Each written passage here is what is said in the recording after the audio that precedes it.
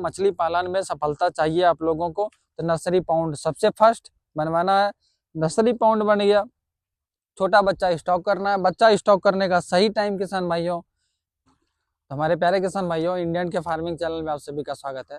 किसान भाइयों, आज हम लोग बहुत ही अच्छे टॉपिक पे बात करने वाले हैं।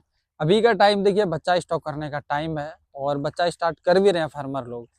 तो अभी जो कॉल आता है हमको, आप सभी का, आप जैसे फार्मर का, न्यू फार्मर का जो कॉल आता है, उनका सवाल यही रहता है कि भैया बच्चा स्टॉक क्या साइज का करें, क्योंकि यहाँ पे बहुत सारे फार्मर फंस जाते हैं और यहाँ अगर हम फर्स्ट में ही अगर गलती करते हैं तो हमें ये गलती लास्ट तक भुगतना होता है।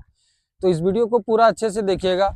अगर आप नहीं देखते हैं अच्छे से वीडियो, तो अगर आप भी बच्चा स्टॉक करने वाले हैं या फिर करना चाहते हैं, तो अगर गलत डिसीजन आप ले लीजिएगा तो वहाँ पे आप हो सकता है तो आप भी फंस सकते हैं। गलती आपसे जो हो गया अगर स्टार्टिंग में, तो ये पूरा कल्चर ही आपको नुकसान देगा। तो वीडियो को अच्छा से देखिएगा। देखिए, जब हम कल्चर पाउंड बनवाते हैं, चाहे बड़ा पाउंड इधर हो जाए चाहे फिर बड़ा पाउंड उधर हो जाए, वो भी कल्चर पाउंड है हमारा। जैसे ही कल्चर पाउंड बनवाते हैं तो फिर इसके पहले देखिए, अगर फार्मिंग आपको कमर्शियल रूप से करना है तो कमर्शियल रूप से फार्मिंग करने के लिए किसान भाइयों आपको नर्सरी हमेशा जरूरी पड़ेगा, नर्सरी पाउंड का।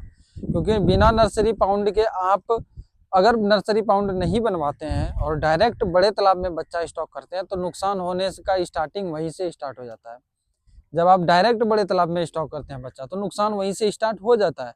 लेकिन अगर नर्सरी पाउंड बनवाते हैं, जैसे कि हमारा देखिए उधर नर्सरी पाउंड है, 2 नर्सरी पाउंड है, एक इधर है और एक इधर है। अगर आप नर्सरी पाउंड बनवाते हैं तो नर्सरी पाउंड बनवाने से क्या होता है कि हमारा मतलब मछली पालन का व्यवसाय जो हम स्टार्ट करते हैं, तो लगभग आप समझिए कि 95% पॉजिटिव में रहते हैं हम लोग और 95% चांस रहता है कि हमें प्रॉफिट होगा। बस मछली मरनी नहीं चाहिए। मछली मर जाने के बाद तो किसी को भी नुकसान हो सकता है, हमको, आपको, सबको ही होगा। तो मछली बस मरना नहीं चाहिए। और ऐसे जो लॉस होता है फार्मर को, तो वैसे लॉस नहीं होगा। अब मैं इसलिए बोल रहा हूँ आप लोगों को ऐसा, क्योंकि नर्सरी पाउंड हमेशा ही छोटे बच्चों के लिए सुरक्षित जगह है और कल्चर पाउंड हमेशा ही छोटे बच्चों के लिए भैया डेंजरस जगह है। आपको नर्सरी पाउंड में बच्चा स्टॉक करना है, बट बात ये है अब कि कौन सा बच्चा और कब स्टॉक करना है। ये इन चीज़ों को आप थोड़ा सा गौर से सुनिएगा और अच्छे से समझिएगा। देखिए, फर्स्ट कल्चर जब हम लेते हैं तो अभी जब हम मार्च में बच्चा स्टॉक करते हैं, तो मार्च में जब हम बच्चा स्टॉक करते हैं तो इस टाइम बच्चे का रेट किसान भाइयों लगभग 6 रुपये, 5.5 रुपये, 6 रुपये के आसपास रहता है। तो 100 लाइन का बच्चा, जो कि 1 केजी में 100 बच्चा आता है। और इस टाइम में, मार्च के टाइम में, यूपी हो, बिहार हो, कहीं भी जाइए आपको 100 लाइन का ही बच्चा मिलेगा। आपको नया बच्चा अगर आपको लेना भी है, बाहर से भी मंगाना है, तो 95% 100 लाइन का ही बच्चा मिलता है। इससे छोटा बच्चा नहीं मिलता है। तो हमें मजबूरन, हम किसानों को मजबूरन जो है किसान भाइयों 100 लाइन का बच्चा खरीदना होता है, और जिसका प्राइस की 6 रुपया पर बच्चा आता है। और अब किसान भाइयों बात करते हैं कि अगर स्टार्टिंग कल्चर में हम 6 रुपया बच्चा स्टॉक किए और 6 रुपया बच्चा स्टॉक किए हम लोग, और उसको जब हम फीडिंग कराते हैं तो हमारे मछली जब रेडी होती है, जब 1 केजी तक हो जाता है हमारा मछली, तो वहाँ पे पर केजी हम लोगों का 1 से 2 रुपया 3 रुपया कॉस्ट अधिक चले जाता है। और वही अगर 2 रुपया 3 रुपया कॉस्ट कम रहेगा, हमारे मछलियों को रेडी करने का जो खर्च है वो कम रहेगा 3 रुपया, तो फिर हमें बेचने के बाद ज़्यादा प्रॉफिट होगा। और जैसे ही बच्चा मार्च में खरीदते हैं तो यहाँ पे बच्चे का रेट बढ़ जाता है बहुत ही ज़्यादा, क्योंकि बच्चे का स्कार्सिटी सारे फार्मर स्टॉक करने के लिए बहुत ही ज़्यादा मतलब उत्सुकता रहता है कि जल्दी से जल्दी बच्चा स्टॉक करना है मार्च में, और स्टॉक करते भी हैं। तो इसके वजह से, बच्चा ना होने के वजह से बच्चे का प्राइस बढ़ जाता है और फिर हमें ज़्यादा प्राइस में बच्चा खरीदना होता है। तो वहाँ पे पहला नुकसान भैया, जब हम मार्च में, अप्रैल में, मई में बच्चा खरीदते हैं, ज़्यादातर तो मार्च और अप्रैल में जब हम बच्चा खरीदते हैं तो हमें बच्चा महंगा मिलता है। और सबसे देखिए, जब हम स्टार्टिंग करते हैं तो तालाब भी बनता है इसी टाइम, मार्च अप्रैल के टाइम तालाब भी बनता है। तो तालाब बनता है इसी टाइम, तो हमें ऐसे भी खरीदना ही पड़ता है बच्चा। मतलब कम खर्च में मछली को रेडी करना है और प्रॉफिट कमाना है।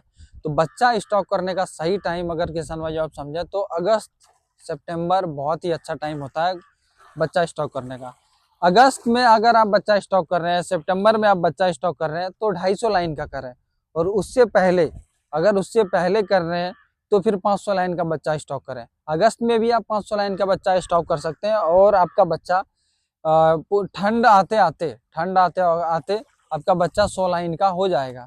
फिर 100 लाइन का नहीं तो 150 लाइन का जरूर हो जाएगा, जो कि 150 लाइन का आप ये बच्चा जब हम स्टॉक करते हैं तो 500 लाइन का बच्चा जब हम स्टॉक करते हैं अगस्त के टाइम में, या 250 लाइन का बच्चा स्टॉक करते हैं अगस्त के टाइम में, तो हमें 250 लाइन का बच्चा ₹2.5 के आसपास पड़ता है। और 500 रुपए का बच्चा किसान भाइयों ₹1.20, ₹1.40, ₹1.50 हार्डली पड़ता है, जो कि 500 लाइन का है।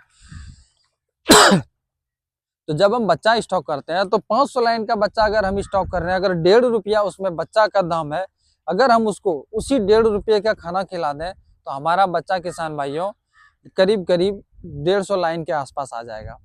और अगर हम 250 लाइन का बच्चा ₹2.5 में स्टॉक करते हैं और उसको अगर हम 1 से ₹1.5 का फीडिंग कराते हैं, ₹1.5 का फीडिंग कराते हैं, तो वो 100 लाइन का आ जाता है।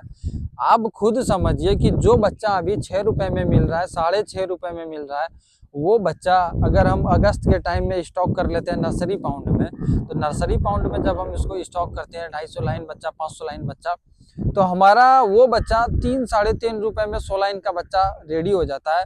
और अभी वही बच्चा जब हम 100 लाइन का खरीदते हैं तो हमें ₹6 पड़ जाता है। तो आप देखिए कि स्टार्टिंग अगर आपको 40,000 बच्चा स्टॉक करना है, 20,000 बच्चा स्टॉक करना है, तो हर 20,000 बच्चा स्टॉक पे आपको ₹40,000 एक्स्ट्रा देना पड़ेगा। 40,000 बच्चा स्टॉक करना है तो 40,000 बच्चे पे आपको ₹80,000 एक्स्ट्रा देना पड़ेगा, अगर ₹2 भी बच्चा महंगा है तो। अगर 40,000 बच्चा स्टॉक करके अगस्त के टाइम में अगर हम उसको 40,000 का फीडिंग कराते हैं तो आपका बच्चा 100 लाइन क्या 50 लाइन से मतलब 20 ग्राम से मतलब ज़्यादा हो जाएगा वही बच्चा। तो हमें रेडी करने में भले टाइम लगता है, लेकिन जब हम जहाँ से हमें कॉस्ट कम पड़े, जहाँ से हमें खर्च कम पड़े, हमें वही चीज़ करना चाहिए। अभी भले बच्चा ₹6 पड़ रहा है, लेकिन अभी का अगर कल्चर आप ले रहे हैं तो अभी हल्का फुल्का ज़्यादा कल्चर ना लें, ज़्यादा बच्चा स्टॉक ना करें, कम ही बच्चा स्टॉक करके कम ही कल्चर लें। और मेन टाइम जब बच्चा स्टॉक करने का होता है तो वो आता है किसान भाइयों अगस्त टाइम, जैसे मैंने आपको पहले भी बताया, अगस्त टाइम बहुत ही अच्छा होता है बच्चा स्टॉक करने का, बट नर्सरी पाउंड होना चाहिए। अगस्त टाइम में आप पंगासियस का बच्चा स्टॉक करें, आईएमसी का बच्चा स्टॉक करें, जैसे कि रेहू कतला मृगल जैसे बच्चा हो गया वो स्टॉक करें। अधिक से अधिक आप इसमें हल्का ज़्यादा नहीं, अगर आपको रूपचंदा का बच्चा स्टॉक करना है तो आप रूपचंदा का भी बच्चा स्टॉक कर सकते हैं, बट रूपचंदा का बच्चा थोड़ा सा 100 से 250 लाइन के आसपास का स्टॉक करना है, इससे छोटा नहीं करना है। और आईएमसी का बच्चा हम आपको बताते हैं, पंगास का बच्चा आप 500 लाइन का स्टॉक कर सकते हैं अपने नर्सरी पाउंड में, लेकिन आईएमसी का बच्चा आप नर्सरी पाउंड में भी 500 लाइन का स्टॉक नहीं कर सकते हैं। आईएमसी का बच्चा आप जब भी स्टॉक करें वो तो बच्चा 100 लाइन का आपको 350 360 रुपये 380 रुपये केजी मिल जाता है आईएमसी का बच्चा। अगर आप आईएमसी का बच्चा 500 लाइन का किसान भाइयों स्टॉक कर रहे हैं तो 500 लाइन का बच्चा जब आपको स्टॉक करना है तो आईएमसी में क्या प्रॉब्लम है कि वो बच्चा खुद ब खुद गल जाता है, वो मतलब हमारे क्लाइमेट में सरवाइव नहीं कर पाती है छोटा छोटा बच्चा, और वो गल जाता है, आपको पता भी नहीं चलेगा। तो पैसा तो लग गया हमारा, चाहे ₹2 ही बच्चा आए, पैसा तो हमारा लग गया। अगर हम आईएमसी का बच्चा 500 लाइन का बच्चा 50,000 स्टॉक कर रहे हैं, अगर ₹2 बच्चा है तो अगर 1,00,000 हमारा अगर लगा तो उसमें हमारा 10,000 20,000 40,000 बच्चा ऐसे ही गल के खत्म हो जाएगा। तो हमारे पास 50% 60% मैक्सिमम 70% बच्चा हमारे पास रहेगा, 30% बच्चा मर जाएगा। अब आप ही बताइए कि अगर हम 500 लाइन का बच्चा स्टॉक करेंगे तो 500 लाइन बच्चा स्टॉक करने के बाद आईएमसी का हमें जब इतना मर ही जाएगा तो फिर फायदा क्या है। तो आईएमसी का बच्चा हमेशा किसान भाइयों आप लोग 100 लाइन का स्टॉक करें, इससे छोटा ना करें।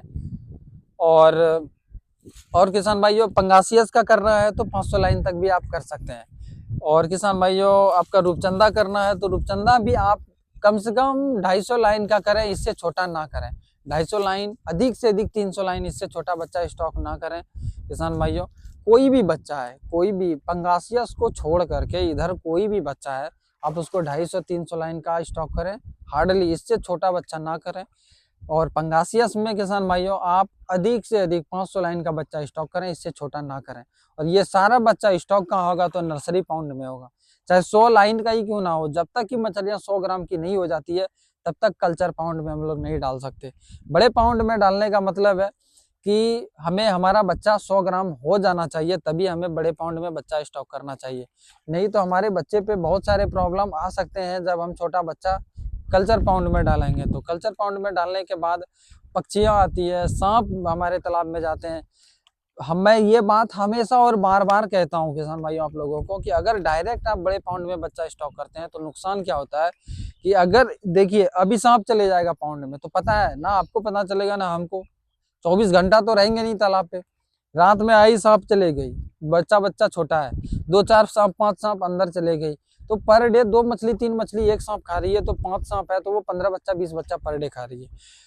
और क्या है कि बड़े पाउंड में हमें बर्ड नेट लगाना संभव नहीं होता है, जो कहना क्लियर है, बर्ड नेट लगाना संभव नहीं होता बड़े पाउंड में। तो इसके लिए हमें नर्सरी तालाब बनवाना चाहिए। अगर बर्ड नेट नहीं है तो फिर एक ब्लैक कलर की पक्षी होती है, वो डायरेक्ट पानी के अंदर जा करके फिर मछली को लेकर वो निकलती है। हम लोग इसे देसी भाषा में इधर पनडुब्बी उसको कहते हैं। तो वैसा पक्षी भी है, जो कि अगर वैसा पक्षी 2-4 पक्षी आ जाए पाउंड पे तो कितना नुकसान होगा आप ही बताइए। बहुत ज्यादा नुकसान होगा। आपका जो मछली वो पर डे 20 मछली 25 मछली पर डे शॉर्टेज होगा, तो आपके दिमाग में रहेगा भैया कि 10,000 बच्चा स्टॉक किए हैं और 10,000 बच्चे पर डे अगर 20 मछली 25 मछली 30 मछली घट रही है, तो ये सिलसिला अगर IMC का बच्चा स्टॉक किए हैं तो ये सिलसिला किसान भाइयों 2 से 2.5 महीने तक चलेगा। पर डे का ये सिलसिला 2 से 2.5 महीने तक चलेगा। अगर पंगासियस का किए हैं तो ये सिलसिला आपका लगभग समझिए कि 1 महीने से 1.5 महीने चलेगा, क्योंकि पंगासियस जल्दी ग्रोथ होता है मुताबिक IMC के। IMC लेट है, पंगासियस ज्यादा ग्रोथ होता है और जल्दी ग्रोथ होता है। और रूपचंदा में भी सेम प्रोसेस है, रूपचंदा का भी आप बच्चा छोटा स्टॉक करें तो वैसे ही प्रॉब्लम है, तिलापिया का करें वैसे ही। मतलब भैया मछली पालन में सफलता चाहिए आप लोगों को, तो नर्सरी पाउंड सबसे फर्स्ट बनवाना है। नर्सरी पाउंड बन गया, छोटा बच्चा स्टॉक करना है। बच्चा स्टॉक करने का सही टाइम किसान भाइयों अगस्त का टाइम है, सितंबर का टाइम है। बच्चा स्टॉक करने का सही टाइम, कम प्राइस में अच्छा बच्चा मिल जाएगा। और जब अच्छा बच्चा मिलेगा आप उसको 1 से 1.5 रुपए फीडिंग कराइए। जो बच्चा आपको 5 रुपए 6 रुपए में मिलता है, वो बच्चा आप खुद से 3.5 से 4 रुपए में रेडी कर सकते हैं। ये मेरे दावा का साथ मैं आपको बोल रहा हूँ।